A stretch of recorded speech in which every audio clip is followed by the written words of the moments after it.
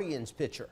19 Data journalist Jeff Slauson is here with why the state says these bets are bad for the game. Yeah, this week we learned a second Guardians pitcher suspended for gambling-related activities. Now, these suspensions are basically as they do their investigation, so we do not know the involvement of both of the pitchers. But regardless, it shows a potential issue. Now, I want to be very clear as to how certain sports leagues are getting kind of alerted to these issues.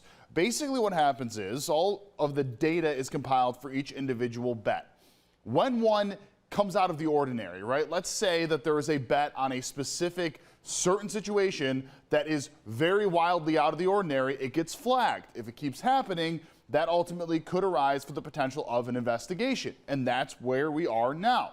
Now, a certain type of bet is a prop bet, and this is what the governor wants banned. Now, you may remember this has been banned for NCAA-related bets previously. A prop bet is basically anything that's outside of a normal style bet. So think if you want to bet an over-under on yards, or you want to bet on how many strikes or balls a pitcher hits or a pitcher pitches, or you want to bet on a specific pitch.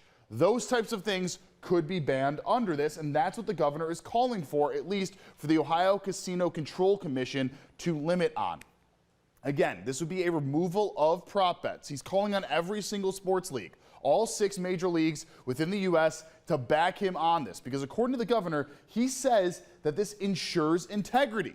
Now, this really comes after those 2 Guardians players were suspended, and of course after the NCAA prop bets were banned as well, because Dayton basketball saw threats against their team a couple of years ago that led to this reaction. Now, for the actual sports betting companies, prop bets are pretty valuable. I was seeing some data, nationally recognized data, that about 30% or so of those bets that were placed around the Super Bowl were prop bets. Normally it seems around 2% of bets are prop bets. So that's big business in the state of Ohio and nationally as well. So where does the governor actually stand on this? Let's go to what he actually said. He says, and I quote, "The evidence that prop bet is harming athletics in Ohio is reaching critical mass. The harm to athletes and the integrity of the game is clear.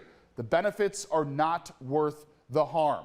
Going on to say the prop betting experiment in this country has failed badly. He calls on the Casino Control Commission to correct this problem and to remove all prop bets from the Ohio marketplace. Now, I did reach out to the OCCC to see if they can provide me any data relating to prop bets and if they have a reaction to this. As of now, they have not gotten back to me.